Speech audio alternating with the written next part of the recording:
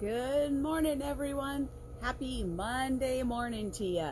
It's Bethany Finch with American Made Home Solutions. Today, we are talking about how to be techie when you're untechy. So, this is from a professional untechy person. Now, the reason I can say this with full affirmation, right, is because, you ready? I have a superpower. Not everybody has the same superpower that I have. This superpower that I possess is gifted to me through the generations. My grandfather had the same superpower and a few before him, but we know for sure my grandfather, because he's the one who informed me of it, that I had it when I was a child. And in case you're wondering, you're thinking, oh, he's just telling you a lie when you're a kid. Nope, it is valid. It is real. So what you may not know is that every human being has a certain level of magnetism within them that allows them to, in essence, kind of stay on the earth, be grounded, so to speak. The difference is some of us got a little more than others. It's true. Yep. So what this means is I'm kind of a walking electromagnet. The more electricity I'm around, the worse it gets.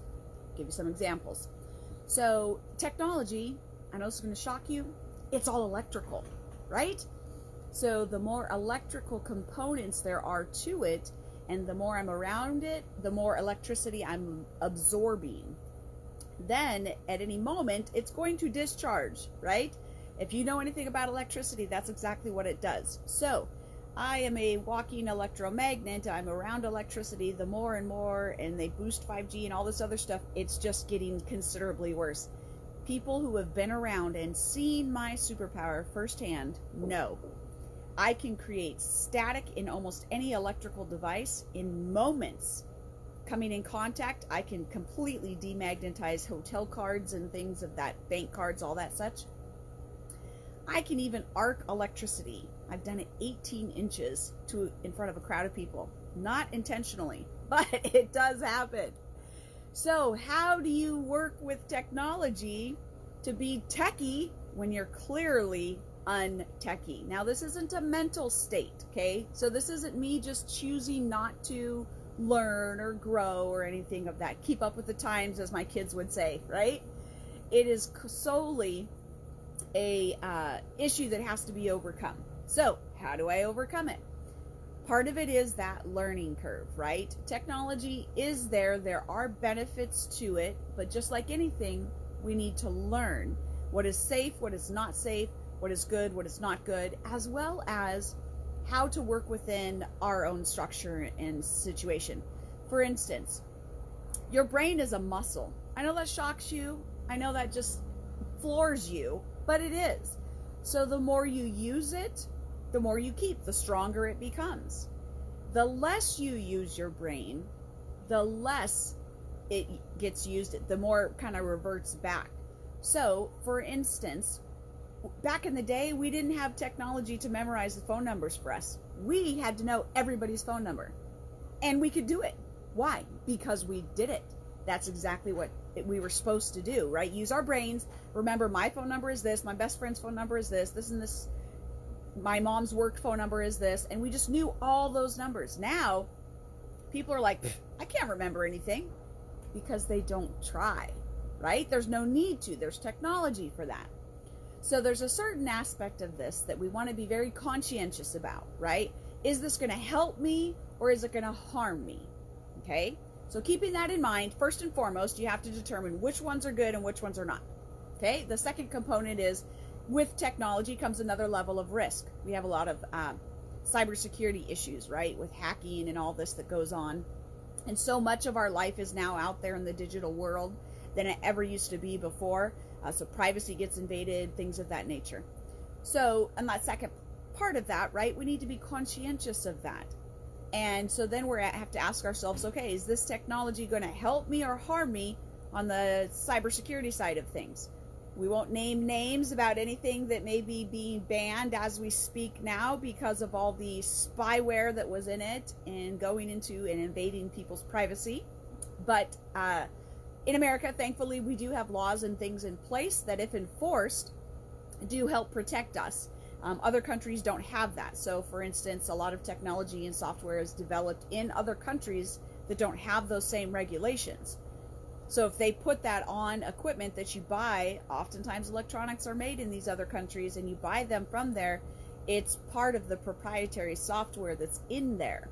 So you would have to know how to disable that. Okay, so again, that is not my realm. That is not my speciality at all. So what do? I find someone who does, right? My kids and my brothers, lots of people are in computer and technology, understand the cybersecurity part of it, and I say try, because there's only so much they can do with me, right? They can tell me, but then I have to choose to do it, right? They let us know exactly how to protect ourselves and what to do, and maybe which products are good or which ones are not, which ones have spyware that you can't delete, things of that nature. So we have to take that information into account.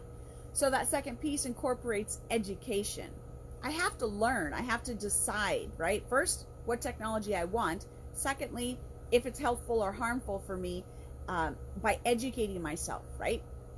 So the third part to being techie when you're untechie is determining what could I actually use. For instance, a calendar app, for the most part, generally is not invading your privacy.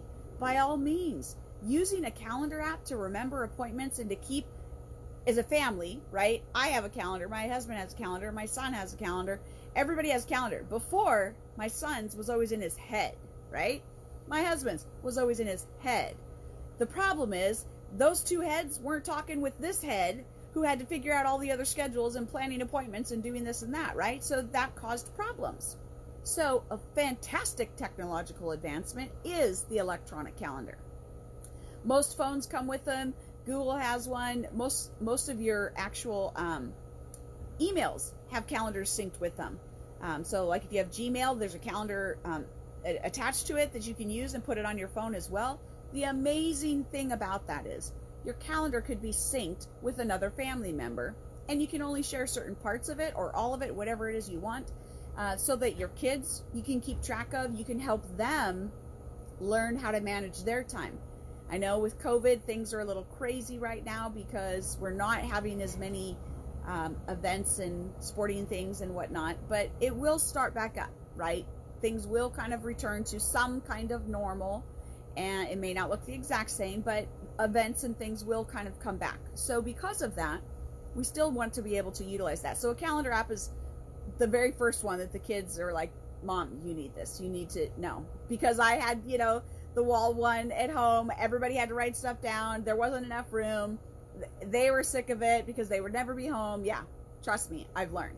Okay, so some of the other simple ones that have utilized and helped me tremendously as a business owner, the Calendly, CALENDLY.com, Calendly app. It's I guess it would be software that you can utilize to help with appointments. So for instance, a lot of times people will need to set an appointment with you and you're not necessarily available at that moment to jump into your calendar and to check it and things of that nature. This allows you to create rules and links and such so that the link can simply be shared with an associate or another team member, and then that in turn can be given to them to schedule an appointment at their convenience. And it would link with that calendar app, right? So it allows you to know when there's appointments available and when there's not. So obviously the key there is you still have to put stuff in your calendar.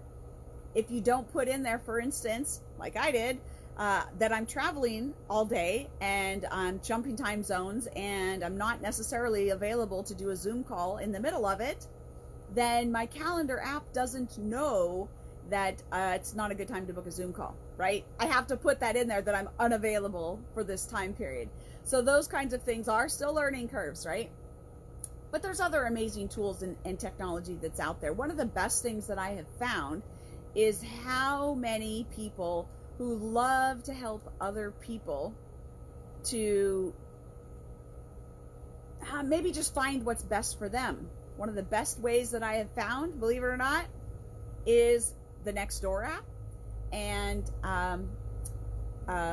Google. Now hear me out. I agree. Not everything on Google is valid or true or whatever. But if you're trying to find, for instance, an app that years ago I was looking for some new recipes, and I found an app called All Recipes.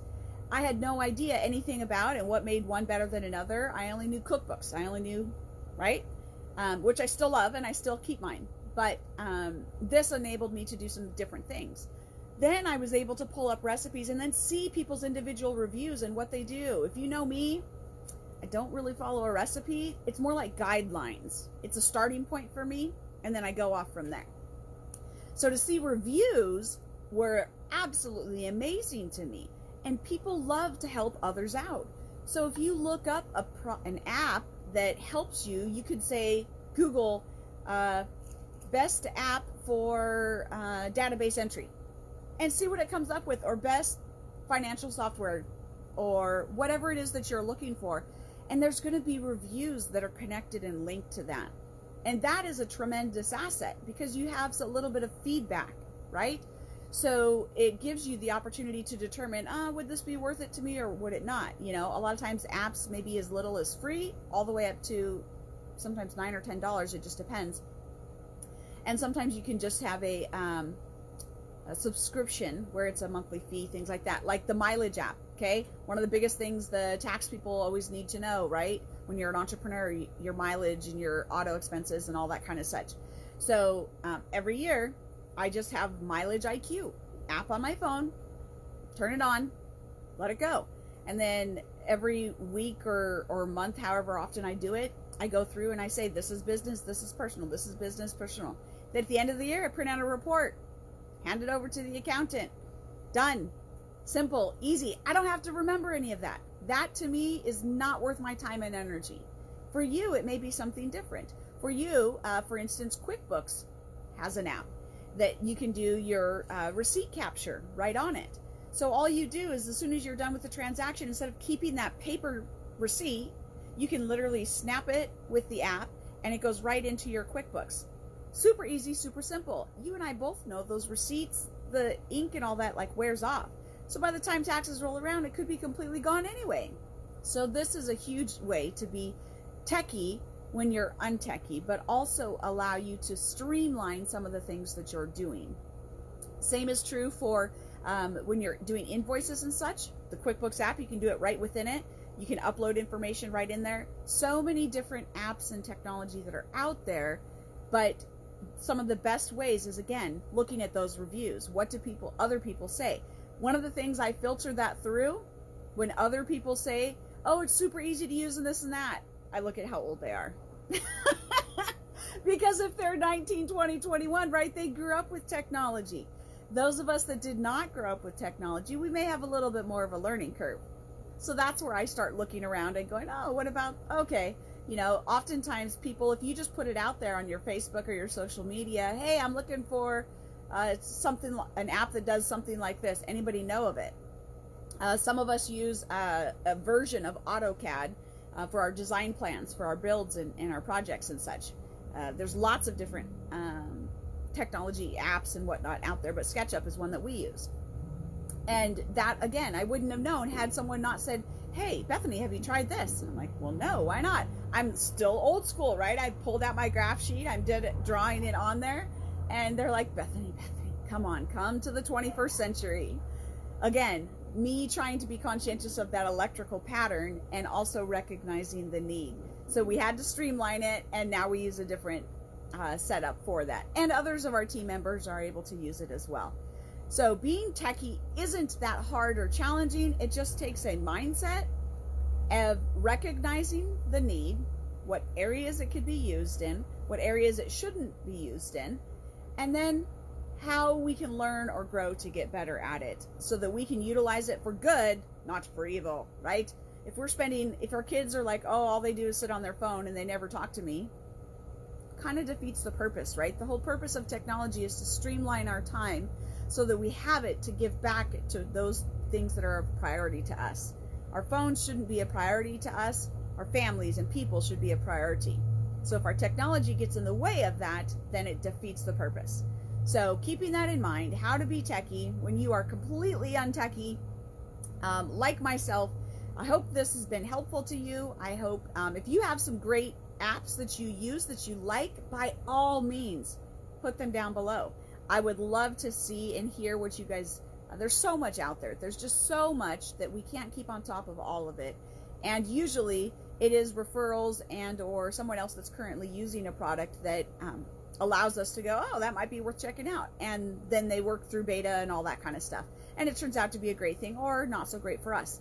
But getting that information out there, being a blessing to someone else, that's how you can become techie when you're untechie, is just being willing to be open to change and look for something new. I hope that helps you. I hope you have a great day on this Monday morning, and we'll look forward to seeing you again tomorrow, as we'll be at day 22. You're almost done seeing me. Woo, woo. Time's up, right? We're running out. All right. Well, we will have a great day, and I hope you as well. Bye for now.